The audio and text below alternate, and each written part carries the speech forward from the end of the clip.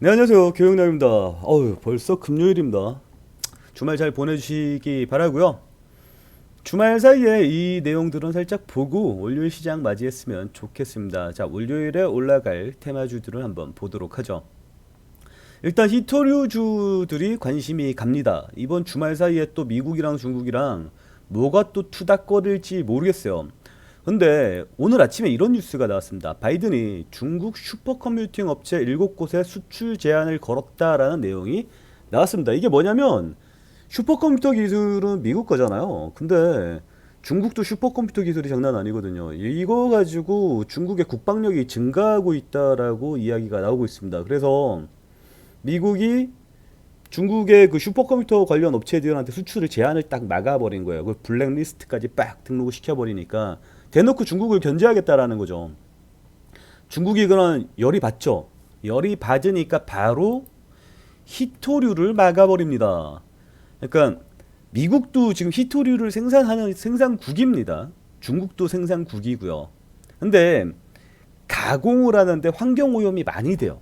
그러니까 히토류가 들어있는 원석에서 히토류를 뽑아내는데 거기서 환경 오염이 많이 되죠. 그래서 미국은 중국에 원석을 수출합니다. 그리고 그걸 가공해서 히토류를 뽑아서 미국에다가 다시 보내주는 거죠. 중국이. 미얀마에서도 들어오고요. 호주에서도 들어오고요. 어쨌거나 중국은 히토류 가공을 세계에서 가장 많이 하는 곳인데, 그런데 얘네들이 이제 나 우리 히토류 수출 못하겠어라고 이제 사실상 무기화를 선언을 했습니다.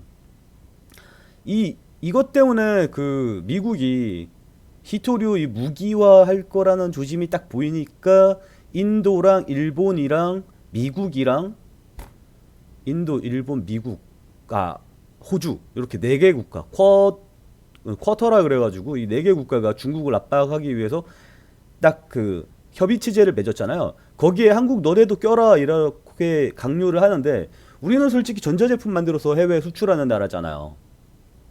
그러니까 중국 눈치를 안 볼 수가 없죠. 만약에 히토류 수입 못 받으면 우리나라 전자제품 생산이 멈추는데 그렇게 돼버리니까 호주가 우리나라에다가 그 히토류 공장을 하나 짓죠. 거기에 관련돼 있는 회사가 어디?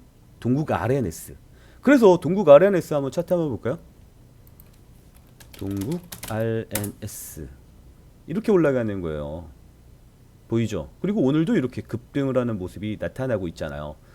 그러면 과거에 히토류 관련해서 중국이 히토류 무기화 할 거래, 미국이랑 중국이랑 싸운대 이랬을 때 가장 많이 상승했었던 게 유니온이거든요. 유니온이 이게 보면 파바박 치고 나가는 미중 이거 미국이랑 중국이랑 싸울 때 이렇게 파바박 하고 올라가는 거예요. 근데 이게 이제 대장주가 동국 RNS로 바뀌는 느낌? 그리고 유니온은 뭔가 실체는 없고 테마주의 대장 느낌이 좀 강한데 그래도 동국 RNS는 실제로 그 히토류랑 연결이 되어 있기 때문에 전통 강자랑 신흥 강자의 싸움이라고 보시면 될 것 같습니다. 어쨌거나 얘네들이 지금 히토류를 가지고 미국이랑 빠박하고 붙고 있다라는 것까지 정리를 한번 할게요. 그리고 2월 26일 날에 2월 26일 맞나? 아무튼 그때 미국 바이든이 행정명령을 때렸습니다. 그 행정명령의 내용이 뭐냐면 긴급 행정명령입니다. 그 내용이 뭐냐면 우리가 히토류를 제대로 수입을 못할 수도 있으니 히토류 수급 제대로 할 수 있는 방안 마련해와. 반도체가 모자란 것 같아. 반도체 방안 마련해와. 2차 전지 어떻게 하면 미국 내에서 생산할 수 있을지 방안 마련해와. 라고 이야기를 했고 그 중에 반도체 관련 긴급 대책회의에 우리나라 삼성전자가 초청이 되었습니다. 그래서 화상으로 통화를 합니다. 월요일에 말이죠. 이 이야기는 쿼터가 점점 강해질 거. 아까 중국을 압박하기 위한 4개국의 연합 있잖아요. 그 쿼터가 점점 강세를 띌 것이다 라는 느낌 오죠. 그 이야기는 뭐예요? 미국이랑 중국이랑 막 싸울 것이다 라는 느낌 오죠. 그럼 뭐예요? 히토리가 막 상승할 것이다 라는 느낌 오지 않아요? 뭐 어쨌거나. 그리고 미국은 자체 내에서 미국 내에서 반도체를 생산하기를 원합니다. 그래서 삼성 보고 돈 투자해라고 계속 압박을 넣을 것이라고 예상이 됩니다. 그에 따라서 반도체 관련주 특히 삼성전자 말고 삼성전자 같은 건 너무 크잖아요. 우리가 투자하기 좀 그렇잖아요. 삼성전자 말고 그에 관련된 장비주들을 제가 따로 정리를 해서 영상 올려놨으니까 참고하시기 바라고요. 어쨌거나 반도체도 역시 눈여겨봐야 되고, 그리고 2차 전지도 눈여겨봐야 되는 상황. 어쨌거나 중국과 미국은 서서히 압박이, 그러니까 갈등이 더 심해지고 있다라는 느낌으로 이 포인트 한번 잡고요. 어쨌거나 히토류가 메인이다라는 거. 그 다음에 모더나 관련주가 오늘 상승했습니다. 여기서 보면 백신이 국내 허가 신청 임박이라는 이야기잖아요. 원래 얘네가 2분기부터 우리나라에 백신이 들어오기로 했습니다. 얼마나? 4천만 도즈. 4천만 도즈면 2번 접종하잖아요. 그러면 2천만 명이 맞을 수 있는 물량을 모더나로부터 받기로 했습니다. 그런데 아직까지 뭐 언제 준다라는 말이 없어요. 원래 4월 달부터 주기로 했는데 최근에 그 백신이 전 세계적으로 공급이 원활하지가 않습니다. 일단 계약을 했는데 정확하게 언제 준다라는 건 없어요. 그런데 일단 우리나라에서 허가 신청은 떨어져야 될 거 아닙니까? 그래서 모더나가 들어오기 전에 시작처에서 이미 어느 정도 뭐 작업 절차 어차피 들어올 거니까 그거에 대한 허가 신청을 갖게 되는 거고요. 2월 6일인가 그때 CG 녹십자에서 그 모더나 유통을 우리나라가 담당하기로 확정을 지었습니다. 그래서 모더나 국내 유통은 녹십자가 담당을 합니다. 그럼 녹십자 주가 뭐 움찔움찔할 가능성 높겠죠. 관련주로 이제 녹십자가 엮이는데 여기서 엔투텍이 걸립니다. 엔투텍. ST팜은 그 모더나를 생산할 수 있는 공장에 대한 가능성이 있어서 엮이는 거고요. 엔투텍은 좀 약할 것 같아요. 이건 관계가 좀 많이 떨어지는 것 같고 녹십자가 메인 테마가 되지 않을까라는 생각이 듭니다. 그 다음에 온실가스 배출가스권 요게 녹십자 이야기해서 말인데 모더나 관련해서는 모더나 마이너스 70도에 들어오는 거 알죠? 마이너스 70도로 유통시켜야 되잖아요. 화이자가 마이너스 70도, 모더나 마이너스 20도. 이거 관련하면서 바람 세게 한번 불어줬던 게 뭐예요? 저온 유통 관련주들, 냉각 관련주들. 그걸 콜드체인이라고 불렀잖아요. 기억나요? 좀 많이 오래됐나요? 이 콜드체인 관련주들이 움찔움찔합니다. 그 중에 녹십자 랩셀이 녹십자가 유통을 하잖아요. 그럼 녹십자 랩셀이 관련해서 콜드체인으로 엮여서 갈 수 있는 거죠. 녹십자 랩셀이 콜드체인 관련주거든요. 그래서 모더나가 들어왔을 때 덩치 큰 모더나 녹십자보다는 녹십자 랩셀이 좀 더 강하게 오르지 않겠느냐라는 생각을 가진 투자자들이 많았나 봐요. 10% 올랐죠.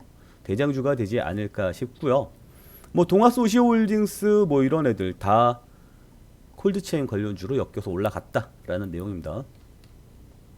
그 다음에 탄소 배출권 관련인데 이게 15년도의 가격입니다. 평균 가격 나오죠. 거래량이 막 늘다가 19년 살짝 줄었다가 20년 살짝 올라가긴 했는데 가격이 지금 2배가 올랐습니다. 5년 새에 30배가 쑥? 2배가 아니네요. 거래량이 5년 새 30배가 늘었고 가격은 2배가 늘었다라는 내용이군요. 이거 관련해서 주가가 움직였습니다. 여기 보면 그린케미칼, 에코프로, 후성 이런 애들이 엮여서 돌아가고 있죠. 특히 제가 저번에 에코프로 관련해서 영상을 하나 찍었는데 여기 기관이 투자를 되게 많이 했습니다. 근데 지금 처절하게 물려있는 상황, 기관이 물려있는 상황이에요. 적은 금액이 아니에요. 굉장히 큰 금액, 1600억이었나. 아무튼 그 금액이 지금 물려있습니다. 살려 나와야겠죠. 그럼 주가가 올라갈 가능성이 높다라고 제가 미리 영상을 찍어 놨습니다. 참고하시기 바라고요. 2월 22일 날에 이렇게 요거 보여요? 정상회담이 있습니다. 기후 관련해서. 여기에 뭐 모여서 무슨 얘기 하겠어요? 이거 파리 기후 협약에서 그 예전에 트럼프가 빠져나가갖고 기후 쪽 막 안 좋았다가 기후 관련주들이 막 안 좋았다가 바이든이 나는 풍력 태양광 밀 거야. 앞으로 화상 뭐 그 기후 관련해서 탄소 관련해서 정책을 내겠어라고 이야기하면서 바이든 테마주로 엮여서 올라갔었던 게 풍력 태양광이잖아요. 그 바이든이 대통령이 돼서 기후적으로 바로 직접적으로 뭔가의 활동을 하는 첫 시작이 4월 22일 날에 나옵니다. 그 관련돼서는 풍력 태양광 에너지 관련주들이 슈팅이 안 나올 수가 있겠나라는 생각이 드네요. 그러면 얘네들이랑 같이 엮여서 돌아가는 게 온실가스 탄소 배출권 관련주라는 거고요. 걔네들 관련주가 얘네들이 있는데 여기서 조금만 더 나가면 이런 내용도 있습니다. 탄소 배출권이 거래량이 생각보다 많이 없으니까 시장 조성자를 둬서 거래를 좀 더 활발하게 시키겠다라고 이야기를 했습니다. 이게 언제 뉴스예요? 21년 4월 6일 뉴스예요. SK 한투증권이 선정이 유력하다라는 내용이고요. 그래요. 뭐 아까 체크해 놓은 내용은 제가 말씀드렸던 그 내용이네요. 자, 여기까지. 그럼 탄소 배출권 관련해서는 그리고 풍력 태양광 관련해서 같이 엮어서 22일까지 볼 수 있다라는 내용까지 정리가 되죠? 그리고 마지막은 제가 한 3일 동안 연속으로 얘기를 하는 것 같습니다. 일본이 13일 날에 원전 오염수를 방류할 것으로 예상이 되는데 그게 사실상 방침이 굳혀지고 있다라는 내용입니다. 제가 어제 내용에서도 말씀을 드렸는데 자조 시푸드가 관련이 되어 있다라고 말씀을 드렸고 방류 이야기가 나오면서 주가가 이렇게 뛰었거든요. 아니 왜 원전 오염수를 바다에다 뿌리는데 수산주가 움직여? 왜 상승해? 라고 생각하시는 분들 많을 겁니다. 일본 바다에다가 뿌리죠. 일본 바다에다가 뿌리면 일본에서 우리나라로 들어오는 해양수산물 관련 수입이 전면으로 금지될 가능성이 높겠죠. 그러면 국내 시푸드, 그러니까 국내 해산물, 수산물 관련주들이 수혜를 볼 가능성이 높겠죠. 그래서 시푸드 관련주들이 움직였다라는 겁니다. 그래서 슈팅이 이렇게 세게 나왔으니까 앞으로 슈팅이 더 세게 나올 것이다 라고 그저께도 얘기했고 어제도 얘기했고 오늘도 얘기합니다. 계속 얘기를 하고 있습니다. 13일까지 유효하다라고 말씀을 드렸어요. 그런데 나는 일본 쟤네들 진짜 마음에 안 들어. 왜 그 원점수를 태평양에다 뿌려갖고 다 이렇게 오염되게 만들어? 나는 일본 제품 불매할 거야 라고 생각하는 사람들이 모나미를 삽니다. 모나미가 대표적인 반일 애국주의인데 왜 모나미가 반일 애국주냐면 일본이 수출하고 우리나라에서 좀 유명한 제품이 뭐가 있어요? 볼펜 있잖아요. 볼펜.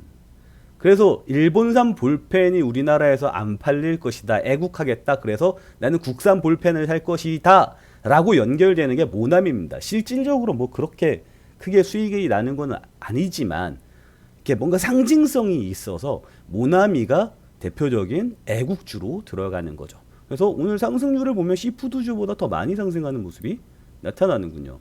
그리고 뭐 아가방 컴퍼니 뭐 이런 애들이 상승을 했는데 앞으로도 기대감이 있을 것이다 라는 것까지 정리하도록 하겠습니다. 영상 봐주셔서 감사합니다.